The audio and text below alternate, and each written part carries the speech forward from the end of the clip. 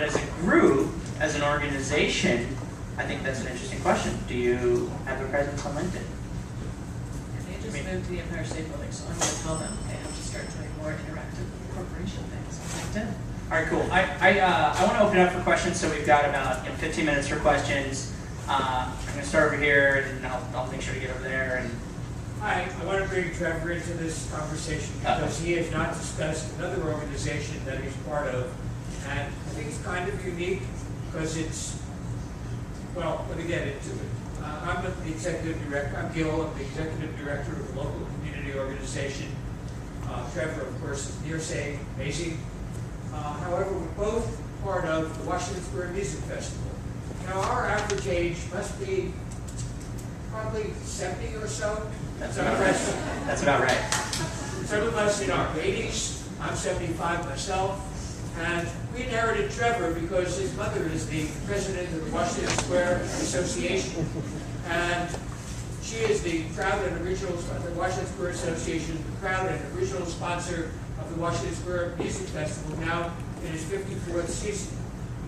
We're really from the 19th century, even though we started in the 20th century, and if you envision us, we write with quill pens, neon shades, and Trevor came along, and I knew that we could do things a different way. In fact, I had a chat one day with Trevor's mother out in the street where we meet, and those are our meetings.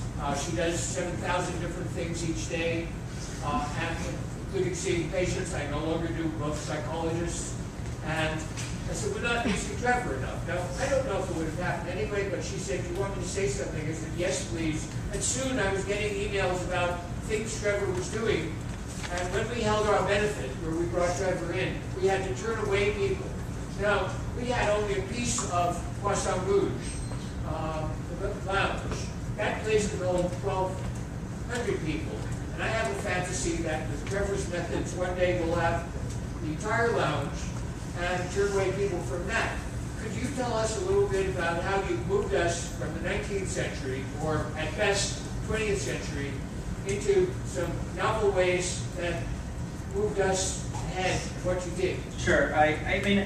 So I'll take more generic than my advice for the Washington Square Association. So Washington Square Association raises money for the park, puts on a Christmas tree, and the caroling. Has raised money for some of the renovation, and I'm sure Oldest neighborhood association in America. Oldest neighborhood Over association. 100 years old. There you go. So my advice to them is they have a website, and it's very static, and there's really not a good reason to go find out. It's very hard to read, there's not a lot of information there. My advice was start a blog. Start a blog, become the authority on the Washington Square Park. There was some incident with a bunch of kind of pseudo-homeless crusties, if you're familiar with the Tompkins Square Park term crusty, who were fornicating in the park and being criminal and all this other kind of stuff. Good. Blog about it. What do you guys, what's your position on that? There were issues with the renovation and the budgeting, and there was some credit stuff with the contractor. Good. Blog about it. Where do you guys stand? Tell the community what's going on, because people want to know why Washington Square Park is still closed. They want to know when it's open. Like, even I don't know the exact dates when it's open, and I'm the son of the Washington Square, president. And become the authority. Keep pushing out information so people come to you when it's time to raise money for the next renovation. Everyone's following you. Everyone's already listening to you because you're the authority. And that could start as a blog. It could start as a Twitter account. Search on Twitter for anybody talking about Washington Square Park. There's an NYU student who's so excited about the spring day, the first spring day, or the first day that women wear, summer dresses, and guys know what I'm talking about on that one. I'm sure Twitter was aflame with that type of stuff. Become the authority on that, and reach out to people who care about Washington Square Park, and tell them that you care about them caring, and then go the next step. You know what? The day before the park opens, go give your most loyal people, or the people who donated the most, or whatever it is, give them a tour of the park with George, who's architect at the park. Invite people into your clubhouse, invite people into your organization, and benefit people who help spread your word. And that's a process. right now, I think it's going to take a year, maybe more, before we get there. But that was my vision for that as an example. So thanks for bringing that up as a specific example. Question, Blue? Yeah. Having your Tumblr page, does anybody have any use it, see any value in it? I see it as a kind of a combination, sort of blog, almost has some Twitter aspects to it. You can archive like a website. Anybody using Tumblr? Any Tumblr users? No, and I can say recently somebody said to me at the Fashion 140 conference, I was tweeting and somebody tweeted at me and said, "What's your Tumblr?" And I felt like such an idiot because I'm a fashion blogger and I don't have a Tumblr. So Tumblr is the new hot blogging platform. Some of you might use Blogger or WordPress, but Tumblr now is the hot thing. And it's even, I call it even micro blogging. I mean, it's not that micro as Twitter, but it's really being used, I know, in the fashion blogging world, and I think in a lot of other worlds, as just a place to post pictures and then reblog them. So it's, I think, not even so much content as reblogging. Yeah, And I don't know that much. I'm really not. That's exactly right. So if you want to write long articles, you can start a regular blog. You can do it on Tumblr too. But what Tumblr does that's really easy is like, oh, I like that thing over there. A lot I'm of very do blog. nothing but that, but it seems to have another value too. Yeah, but it also means that there's a culture and a community of people who like to reblog things. So if you post an article about your fundraiser or something in Washington Square Park, just harping on that example, there's a culture of people who read Tumblr who are likely to reblog it. So that's what's a great thing about that tool as a blogging platform. Yeah, and I think if you have most people I know who use Tumblr also have a blog and are on Twitter and have Facebook, and Tumblr is just another extension. Yeah, and it's hard. I mean, look, I understand it's really hard. It's so many tools. Like, how many people do you need to run this thing? I have a longer question, which is really something where we need some advice. I have written several grants for several organizations, several of which are going to be posted on the social media. And the funder will give $250,000 to the proposal that gets the most votes. What they want is for this thing to, using social media, vote and go viral.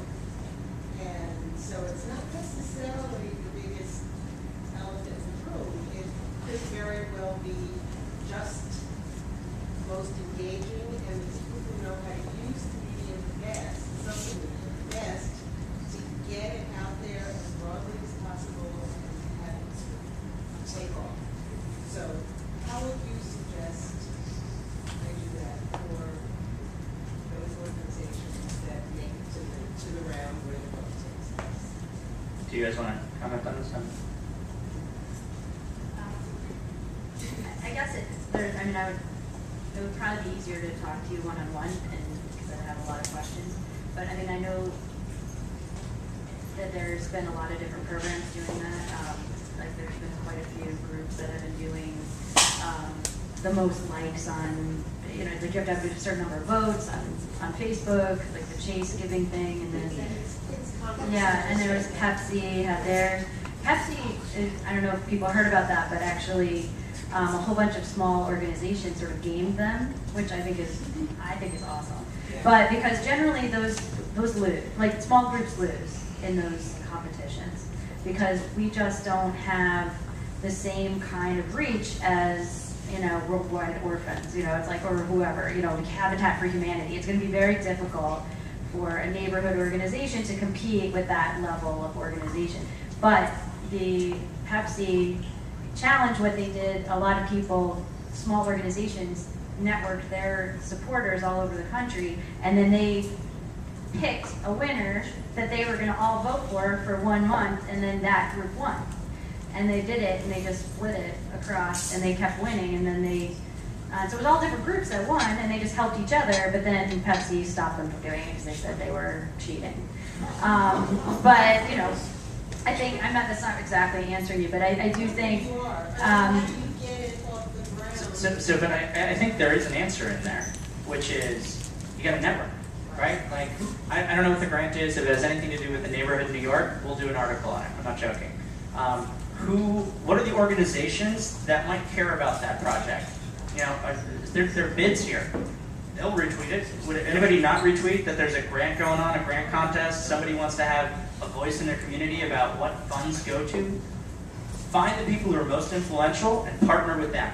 And you know, if you need help researching it, like let's talk. I'll be happy to kind of help you figure out who that is. And I was going to just say also, I know like the Lower East Side Girls Club recently was up for award, and they really they worked all their networks. Like they got everybody, because it was a national award, and their executive director was up for it, and they just got every single organization they knew. They asked them to go out, get their supporters to do it, and that was, you know, they didn't win, but it was close, very close.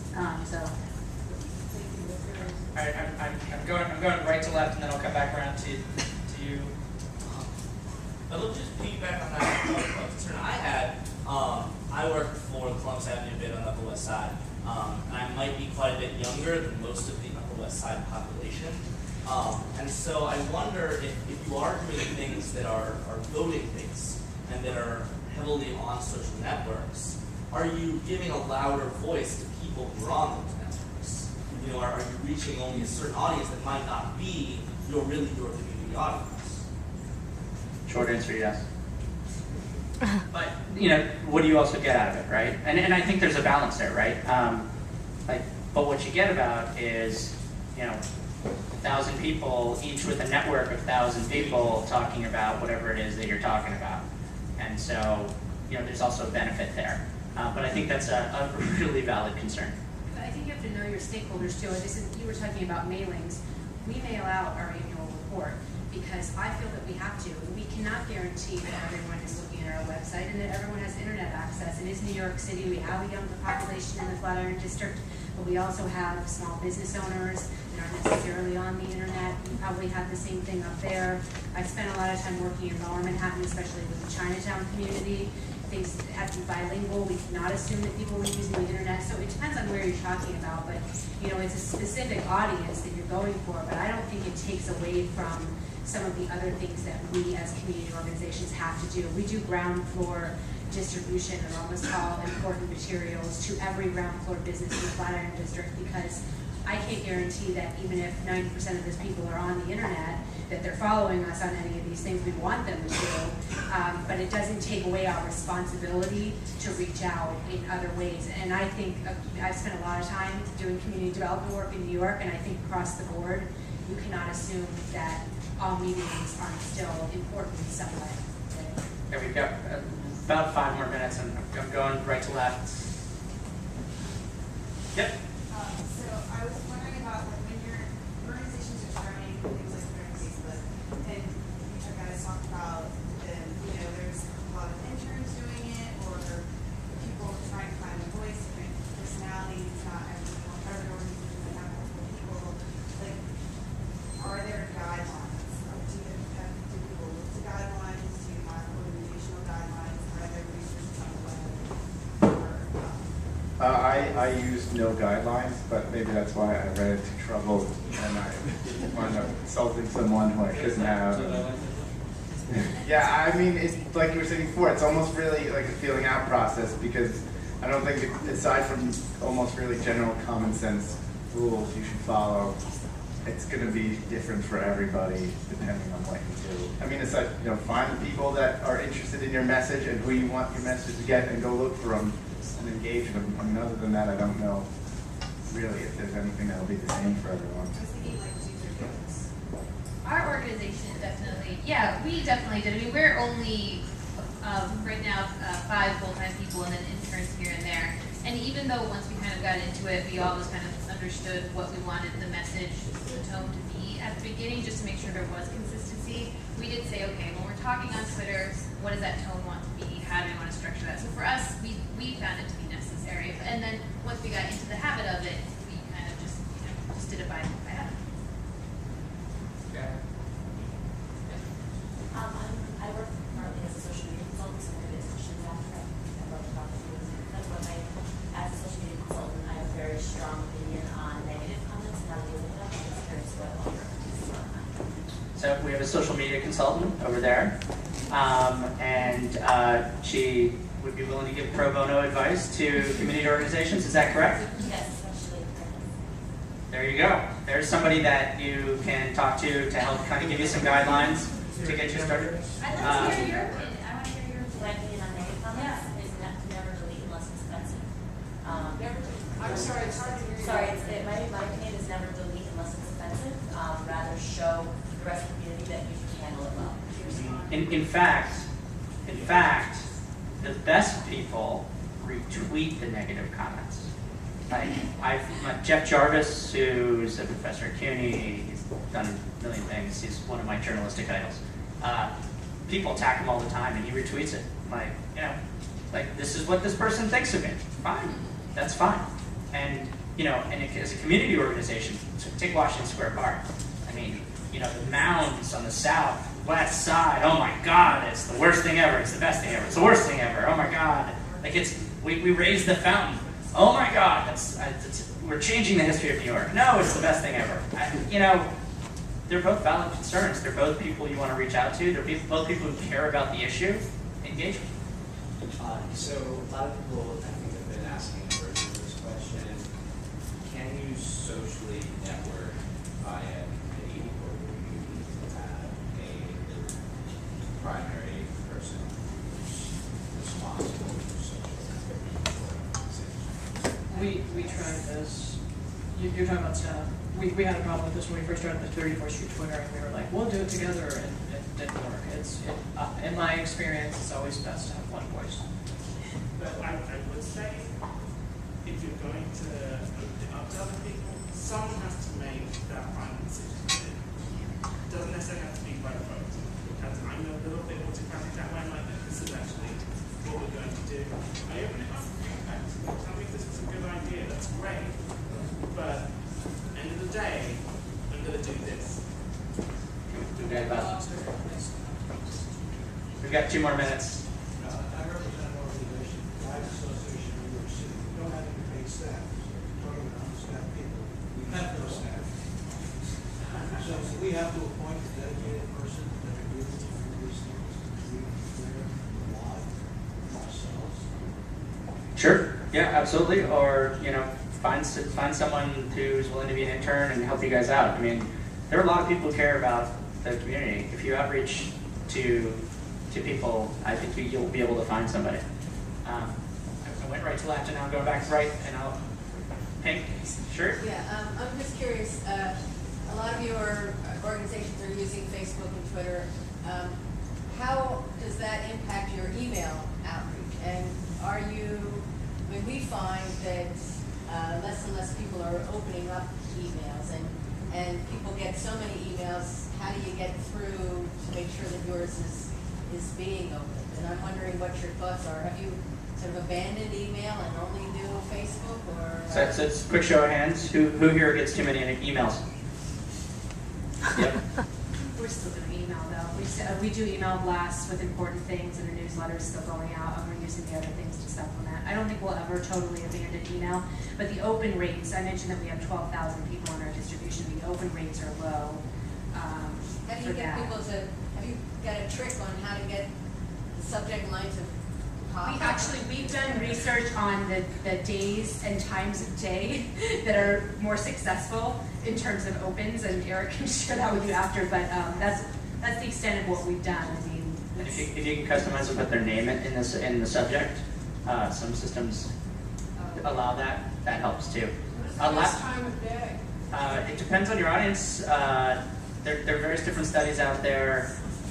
Check on Mashable. Yeah, you can check online. Mornings tend to be bad right at the beginning of work, because what do? We get to work, we've got 700 emails, we're like, delete, let me get past these. So they tend to be best 10 to 12 and 3 to 5. Tuesday, Wednesday, Thursday are better than Monday and Friday. But it depends on your audience, right? Like you'll see some people who have a specific audience who love to read on the weekends. Last question, and then we'll wrap up. We'll be around for another 10, 15 minutes, and then I think we're getting kicked out. I asked for LinkedIn. How about Wikipedia? Anybody posting to or anything, articles or? Anybody posting on Wikipedia? So we made an effort to last year make sure we have a specific competing page up for our organization? I'm sorry, and, well, we didn't have one. Someone noticed that we didn't have one and thought it would be a good idea, so we went about, we didn't have any clue how to do that, and then we faced this onslaught of people who have a hobby of just editing and rechecking everything that gets posted on there, which is pretty amazing. Well, I mean, But, in terms of saying being the authority for Seventh Avenue, Fashion Avenue, there are lots of articles about Seventh Avenue. yeah, we haven't gone around to all of them and edited them, but we just really, again with our identity, we seem to be left out of a lot of things, so we just wanted to make sure we had our own presence on there, but we haven't made an effort to go around and I think we tried to stick our name in an article about the Garment Center, and then it immediately got taken out, and someone had a problem with it, and then we just didn't have the desire to even put up with that and engage in a kind of battle over it. It can be tough to post to Wikipedia. They're looking for encyclopedia entries that tend to be more static rather than a channel for publishing lots of articles. I know there are more questions. Unfortunately, I do have to wrap it up. I wanted to say just a couple quick things. I think one of the themes of this is to a certain extent the world has changed. It used to be we go to websites. Now you have to publish. Every organization has to publish, has to get out there, has to introduce themselves to people, to help be proactive of finding people on these networks and build their own followings and networks of their own. Last plug for Nearsay. As you guys mentioned, Nearsay has an audience of 125,000 readers who care about neighborhoods. It's free for every community organization to set up their profile and post. I encourage you to do so. We can also, give you advice on other stuff that you should be doing. Morgan in the back, if you guys turn around, Morgan's waving the black and white dress. Should be more than happy to talk with you. My goal as part of Nearsay is to give community organizations a greater voice, because it saddens me to see all the local papers who are backing off, who are losing advertising, who are dying. It's sad to me to see that New York papers don't cover what happens in our neighborhoods in a meaningful and substantive way, and that at the same time, we all care about our neighborhoods, and we have the power to actually have an influence. We just need to build the networks and find a way to amplify our voice. So thank you very much. Thank you so much to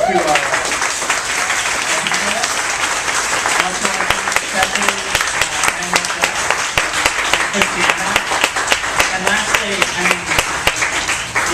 we couldn't really do better from a venue perspective. I really want to thank Steelcase.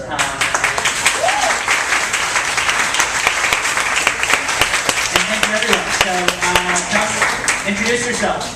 Take care.